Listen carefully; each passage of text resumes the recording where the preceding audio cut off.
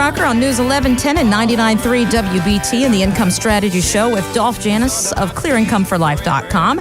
Darius recently turned 53, and he's a Carolina boy, but from South Carolina. But, sometimes the Carolinas, we can lump ourselves together in certain situations. A while back, had a chance to sit down with him, and obviously the retirement topic is going to come up when we talk to folks who are famous. And we asked Darius if he gives much thought to eventually calling it quits. I don't think I'll be playing into my 60s. I mean, I love to play music, but at some point, if you can afford to, it's time to just call it quits. And I mean, I look at it down the road. It's no time soon. It's definitely no time soon, but someday I think I could just walk away. Now, obviously, he can afford to probably just walk away all the days with Hootie and the Blowfish and now as a successful country music act. But what about the rest of us, Dolph? What's the key to making sure we're able to retire on our own terms? Darius is fun to listen to. I mean, you listen to his voice in the interview, and we heard more from the rest of the whole interview, and that's the one segment that I agree with you, was the best part of it. But when he sings, his voice sounds totally different. It's night and day. But that's like the whole thing when it comes to this world. It's like night and day, and you hit it on the head right there when you said retire on your own terms. Mm-hmm. Literally, I mean, that's what you want to do in the perfect world, which this is not the perfect world. Things change. We've all made mistakes through our whole life. But that's why I wrote my book, Cross the Bridge to Retirement, is guiding you to try to get you to retire on your own terms, because everybody's situation is different. When I meet with clients, I could talk a million stories right now, literally not a million, but thousands of different stories here.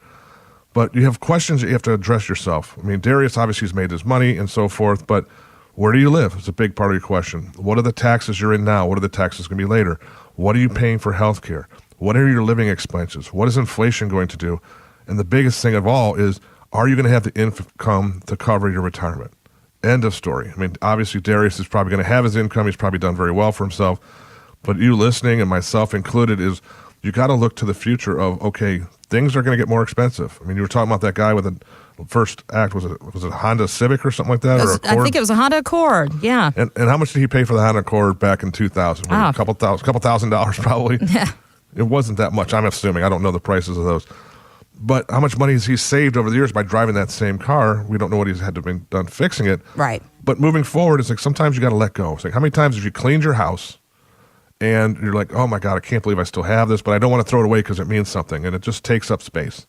You don't want to throw away stuff. Sometimes you got to let go of things. You got to let go of the past. It's the same as risk. Sometimes you got to let go of the risk and say, okay, enough is enough. You got to cover your income. I think it's the most important part, personally, me personally speaking. Income is the most important part of your retirement. It's not how much money you have, it's how much income you're generating.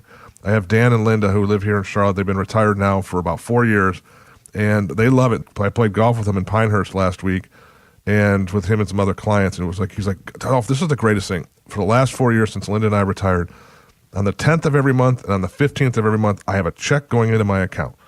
And it's been there every month consistently, except on Sundays. It goes on Monday. That I know that money is going to be there. And we've been so easy to live our life because we know exactly what we're having coming in with Social Security. It's taking the risk off the table. And a buddy of his, David, was with us. And Dave was like, well, I'm just taking withdrawals out of my savings. He's like, well, how much have you taken out over the last 2 years? He's like, oh, boy. The question mark went up at the end of the day. They were actually discussing. I was just sitting back watching. It was kind of enjoyable. There's one's like, well, I know what I'm going to have. You don't know what you're going to have. And I was like, well, I'm not talking here. They're talking about this whole thing. And it was so much enjoyable because you got one side of the person over here who's a risk taker, who's going to go for it from 280 out over the water, not worry about what happens, where the other one's going to lay up and try to knock it on and just make part of the old-fashioned way. Connect to Dolph and the team at ClearIncomeForLife.com.